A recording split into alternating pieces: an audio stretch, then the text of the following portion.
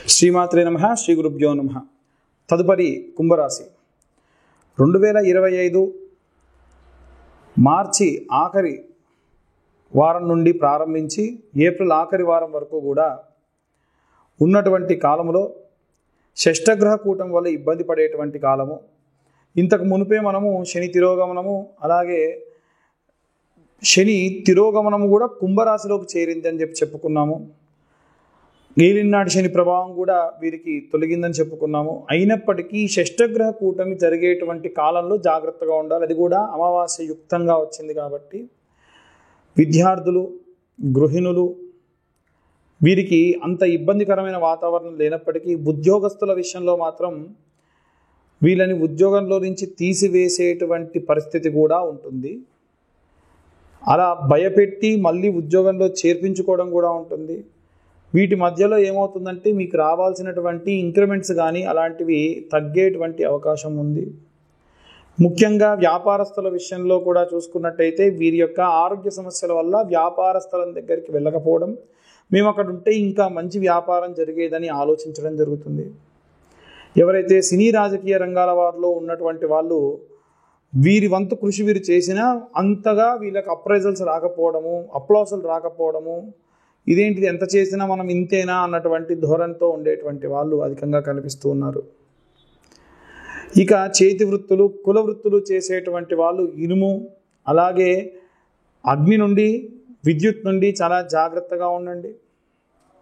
ఎవరైనా సరే ఈ యొక్క అన్ని వర్గాల వారికి సంబంధించి అసలు షష్టగ్రహ కూటం అంటే ఏంటి, ఏ గ్రహాలు ఎందులో కలుస్తున్నాయి, మనం ఎలాంటి రెమెడీస్ తీసుకోవాలి, ఎలాంటి మంత్రపఠనం చేయాలి అనేటువంటి విషయాలు మనం తెలుసుకోవాలి. చాలామంది జాతక రీత్యా ఇప్పుడు ఇవన్నీ ఎలా చెబుతున్నారండి వీరని అడుగుతూ ఉన్నారు మమ్మల్ని.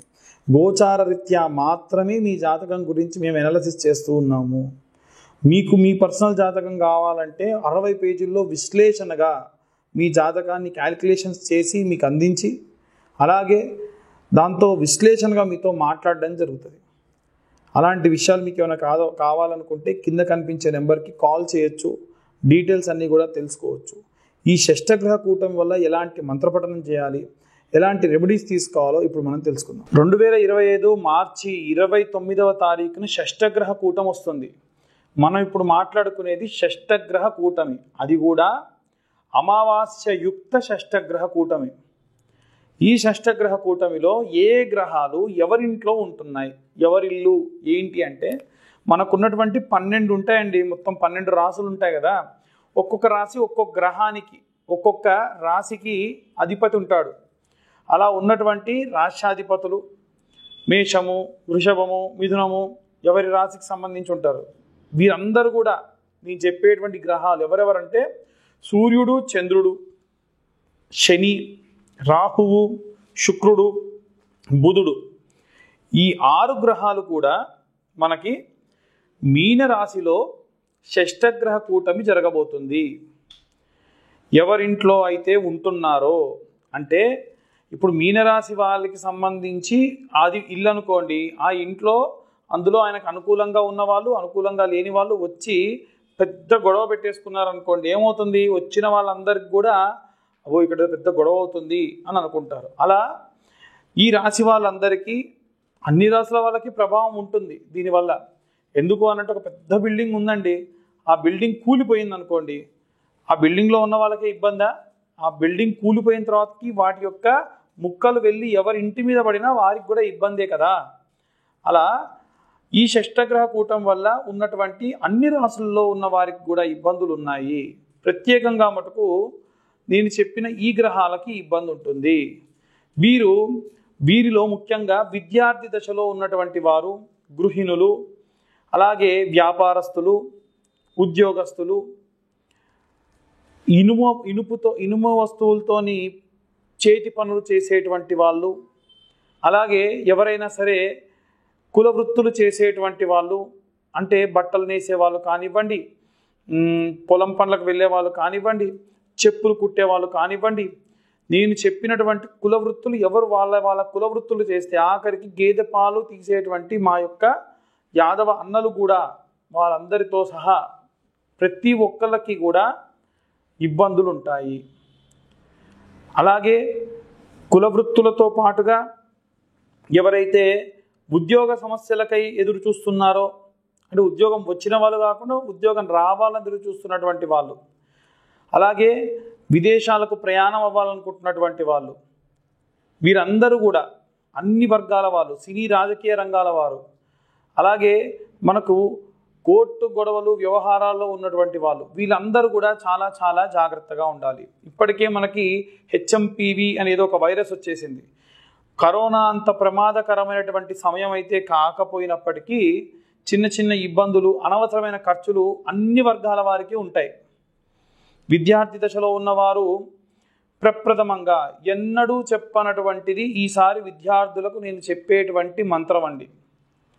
అది గురుగ్రహానికి సంబంధించినటువంటి మంత్రము కాబట్టి ఖచ్చితంగా, ఎందుకంటే మీనరాశికి రాశ్యాధిపతి గురువు ఉద్యోగం కోసం ఎదురు చూస్తున్న వాళ్ళకి, ఉద్యోగస్తులకి, అలాగే విద్యార్థులకి ఖచ్చితంగా సపోర్ట్ చేసేటువంటి వాడు. ఆయనకు బాగా వీక్ ఉంటాడు కాబట్టి ఆయన మంత్ర జపం చేస్తే మీకు చాలా శక్తిని ఇస్తుంది. ఇంతకీ ఏమిటా మంత్రం అంటే, గురువరిష్టేతు సంప్రాప్తే గురు పూజాంచకారయేత్ గురు ధ్యానం ప్రవక్ష్యామి పుత్రపీడోపశాంతయే. ఇలాంటి మంత్రాన్ని ఉద్యోగస్తులు, అలాగే ఉద్యోగం కోసం ఎదురు చూస్తున్నటువంటి వాళ్ళు, విద్యార్థులు ఖచ్చితంగా ఈ మంత్రాన్ని చదవండి. లేదా ఇంకొక మంత్రం చెప్తాను.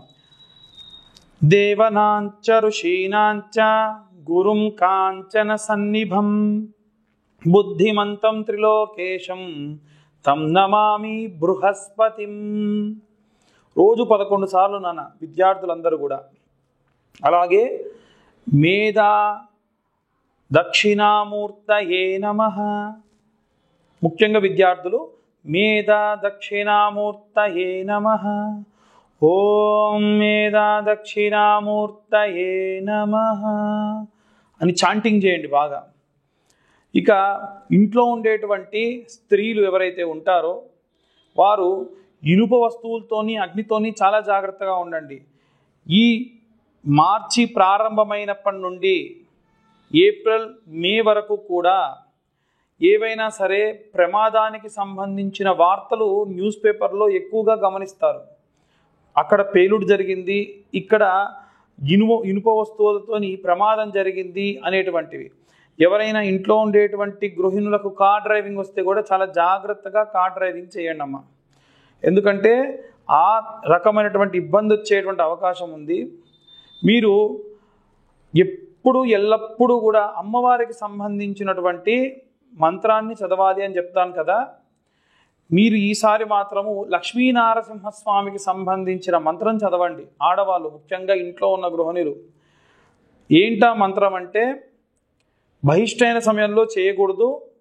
ఉద్యోగానికి వెళ్ళే స్త్రీలు కానీ, ఇంట్లో ఉండే గృహిణులు కానీ ఈ మంత్రం చదవండి. ఏమిటంటే, ఓం వజ్రధంష్టాయ విద్మహే తీష్టతంకృష్టాయ ధీమహి తన్నో నారసింహ ప్రచోదయాత్ అనే ఈ మంత్రాన్ని చదవండి.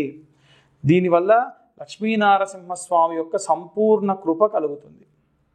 అలాగే ఎవరైతే ఉద్యోగం కోసం చూస్తున్న వాళ్ళు, ఉద్యోగంలో చేరిన వాళ్ళు ఎవరైతే ఉంటారో మీరు చెప్పినటువంటి బృహస్పతి మంత్రమే చదవండి. దేవనాంచ ఋషీనాంచ గురుం కాంచన సన్నిభం బుద్ధిమంతం త్రిలోకేశం